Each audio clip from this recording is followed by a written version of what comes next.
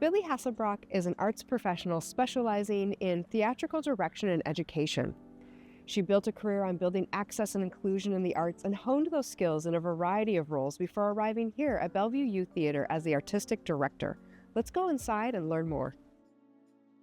Hello, welcome. Thank you so much for having me today. Welcome to our beautiful theater. Wow. Tell me about this building. When did this get built? This was built in 2015 here in Crossroads Park. And one of the most incredible things about this building is it's actually a gold certified LEED building. It has such a great look when you walk into the park and you see this big mound with those things that go up, and I don't know what they're called. They're called light trumpets, Right? and they help bring natural light in and reduce our energy needs. What are these? Here on the walls, we have our archival photos of every cast that has performed in this building since it was built in 2015. And then recently, we started adding the tradition of signing the cast's names. So the goal is when you come back in 10 or 15 years to our program, you can find your photo and your signature from your time here.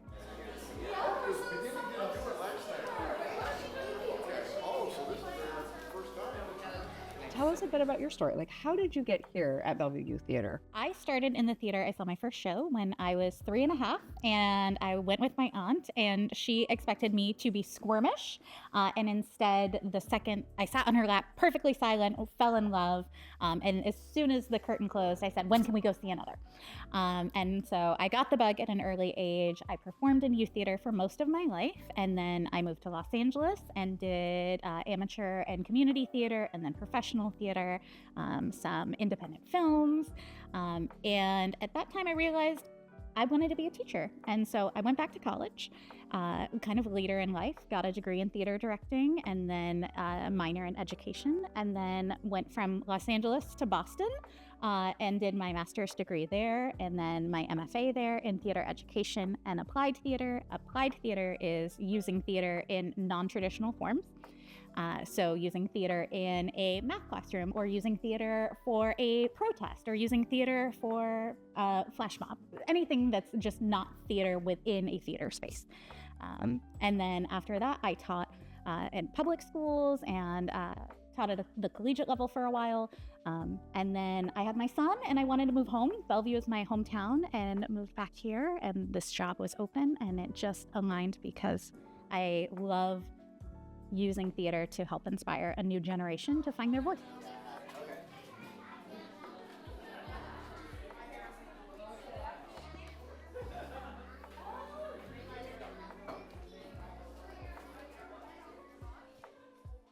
So right this way is our dressing rooms. So not only can you watch the show here if you're getting ready and listen to it, but you can also see that we have individual dressing stalls for every single participant, with chairs for those who need mobility support. And then here on this side, we have all of our makeup. And again, we're in the middle of production, but you can see that each individual person has a makeup design for the show. Nice. And is that the same design if there are multiple kids as an elf? They're all using the same? That's exactly. And like I said, we have tons of hair and makeup volunteers. So if you're interested in doing this and you've never had any experience, you can volunteer and learn how to do stage makeup. Tell me more about theater in a non-traditional setting. That seems new to me. Like, how does that work?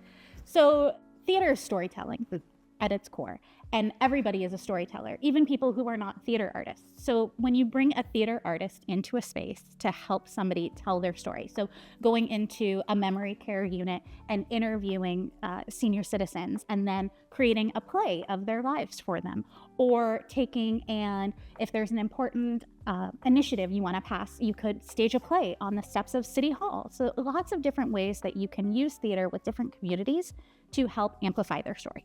It seems like you have such a focus on using theater to really enrich somebody's entire life, where it's more than what happens on the stage, it's what happens in our space personally. Can you talk some more about the extra steps you go through here in this theater to make sure that theater is accessible to everyone, that everyone can experience that joy and that wonder? Well, two different things that you've touched on. One, theater is far beyond just the scope of what happens here. The rehearsals are more important than the performances to us, because what you're learning in a rehearsal is you're learning to work as a team, you're learning memorization, you're learning empathy because you're putting on the role of somebody who is different than you. You're building community. You cannot do a show one person, and you also cannot do a show without an audience, so it's a symbiotic relationship. So here we believe theater is for everybody. And so we want to make theater that is accessible to everybody. So we do a lot of different things here. From one, we cast everybody who auditions. So if you want to do a show, you can do a show here. And we're active in trying to remove barriers to participation. So if you're a Bellevue resident, you can participate for free in our programs. So you've got a role and it's free. Our programs are fully integrative and inclusive, so if you have sensory sensitivities or are on the spectrum, that's not an issue. We're happy to work with you where you're at because everybody should have the right to do theater and to see theater. So we've also introduced sensory guides and sensory-friendly performances this year, in addition to education and activity guides. We continually are trying to do community outreach. We want to make sure that everybody feels like they can see themselves on stage.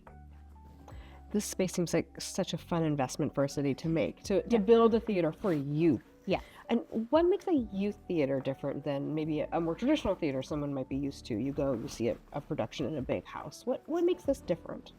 Well, we're not focused on building the best actor. We're focused on helping each individual participant grow. So sometimes a participant will come to us with complete stage fright, or perhaps they don't speak English, or perhaps they have mobility aids that they use for support, and so they haven't had that opportunity to exercise those muscles of acting before. And so our goal is just to help each participant grow a little bit every single day. So it's not about having the most incredible performance, although we do put on high quality performance.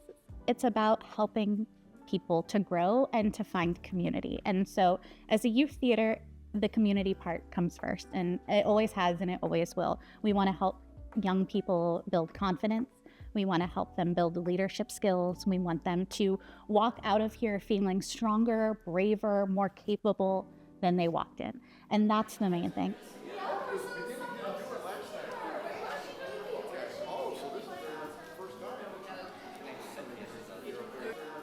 Right this way is our costume shop, and here we house a tremendous amount of costumes. Whoa. As well as props, wigs, jewelry, hats, scarves, you name it, we have it. And amazingly, this is only about half of our total inventory, as we have an off-site storage facility as well. We can costume you from any time period, from Victorian to modern day. We can costume sharks and ducks and geese, and exactly, you're ready to go on stage. And then as you can see, we have a lovely assortment of costumes here, organized by color, size, shape, period. Is there a period of production that you guys specialize in? Or does it run the gamut? We've really done everything. This last season, we had a show that took place in two time periods from 1930 and the 1980s. We had another Victorian piece, and then an under the sea kind of adventure. So really the whole gambit. Great. This year was very fun. We had two different shows that had sword fighting, and for those shows we did utilize a fight captain and a fight choreographer, and we did fight calls before every single production, just teaching kids how to be safe when they're using fake weapons.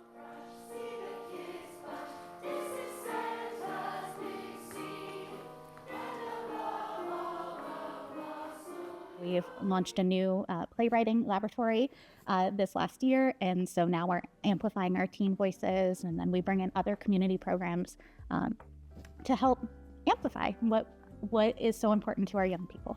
That's amazing. I can really feel a sense of there's community and innovation happening here. Mm-hmm. Do you find a lot of your past actors are coming back as they age, and are they coming back in, and are they staying part of the community? Oh my goodness, yes. Yes, 100%. This last year, we had a stage manager who was one of the founding members of our teen advisory board. He came back after 10 years of being graduated from our program. We have another participant who is our junior hair and makeup designer who grew up in the program that came back. One of our staff members grew up in the program, started our camps when she was 4. So people are continually coming back, returning, visiting, giving in whatever way they can, volunteering, mentoring. It's amazing. I cannot count how many people are coming back. That's amazing. How if you didn't get the pleasure of being a youth on this stage, if you didn't get to experience that, you still want to be involved, how can community members come get involved here? There are so many ways. We have also 100% volunteer placement, and I have to give credit where credit is due, which is Dion Wardrop, who is our program coordinator, who oversees that. So if you want to be a hair and makeup volunteer, if you want to learn backstage, if you want to build a set, if you want to paint a set, if you want to learn directing, choreography, stage management, we have all of these different positions. If you don't have that time and you just want to volunteer as an usher or in the concessions booth, there are numerous opportunities in this theater, thousands and thousands of volunteer hours logged every single year. And it's amazing if you want to learn something, and backstage is a vital part of this team. It's not just that the actors are the focus. We are really focusing on bringing up all of the different skills, and we have an incredible production manager who can mentor in all of the scenic, the lighting. It's a real collective effort, and there's a lot of backstage roles that people don't often consider or think of that are just as vitally important to the show.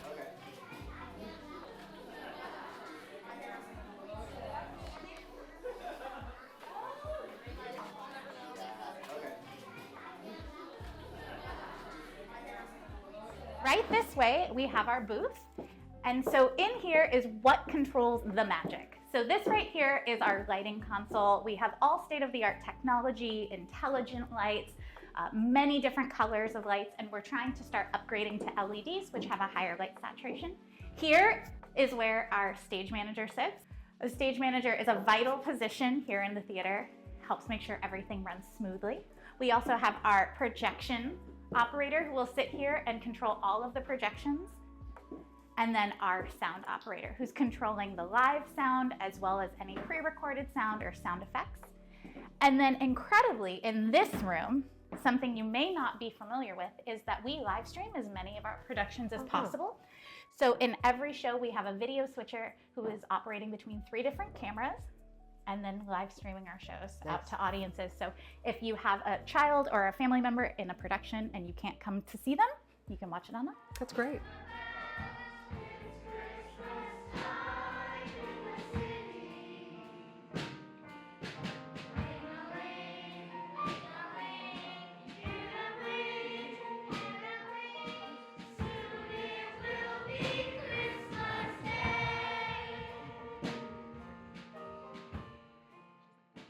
So for those of us who aren't in the theater, it all seems so magical, right? It is.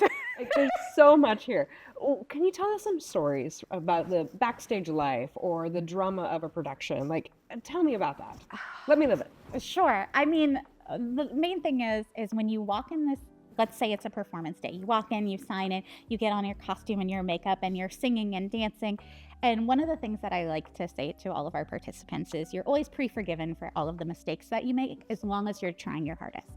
So there's numerous snafus. We call them gremlins in the theater. And so there was a production we were doing of Alice in Wonderland where the sound just kept restarting. And I have to say, I was so proud. This was my cast that I got the opportunity to direct. They just kept going. The song kept restarting and they just kept going, and they sold it and did a wonderful job. And honestly, I had forgotten about it completely because the show must go on. And then one of our stage managers reminded me and was like, "Do you remember when the song restarted 4 times?" And I was like, "No." "Oh, yes, I do." Because, the team and the participants are so committed. And the world of theater is, lots of happy accidents. Something will happen in rehearsal, and then it's just so funny that we incorporate it into the show. And it's just a magical place. I could see that being really feeding into the education element where you're teaching resilience just through that. Right. And another thing that teaches resilience, which I don't know that everybody thinks about, is this is a theater community is kind of like a family for the time that you're together. So you come in as strangers on day one, and by the time you're done, you've done a show together. You've kind of been in the trenches of backstage. You've gone through the mishaps. And then at the end, you have to say goodbye. And that is the beautiful ephemeral thing about theater, is that family lives in that moment, and that show lives in that moment, and then it's gone, and then you have another family that you come back to. And so building that community, and we have a really beautiful community here, an incredibly diverse, robust, supportive, kind community. And so much of that is led by the incredible staff. We have a beautiful, beautiful staff. So I think that the kind of the tradition of it and the ephemeralness and the magic of theater is just something that helps, I think, especially post-pandemic, with transitions and different stages of life and growing up, is because you're saying hello and you're saying goodbye. It's a door opening and a door closing all the time.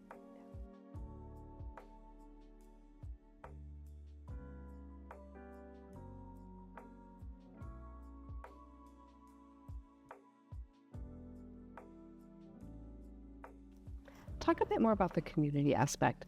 So you chose Bellevue. You came back here where you were from originally, but you came back, you chose it on purpose. What is it about this community that draws you, and where do you see that like essential Bellevue spark? I love the diversity of Bellevue. I live very close to downtown Bellevue, and so I often walk the park, and it's just beautiful to hear all of the different languages being spoken and all of the different generations, and to see this intermingling of cultures and the celebration of all of these different identities. I think Bellevue is a remarkable town. I love all of the different community events that are hosted. I love the food. I love watching the city grow up. It's very different than when I was here when I was younger. But to me, the spark is the relationships that you see between people. It's the people you meet who are the cashiers at the grocery store, or there's just something wonderful. I don't know. I'm very proud to be part of the Parks Department, and I think the city and the park model of Bellevue is unprecedented and unparalleled. We have beautiful parks. I have a son who is a toddler. I love taking him to the parks. I just love this community. It's a beautiful community, and it's so accepting and kind and beautiful.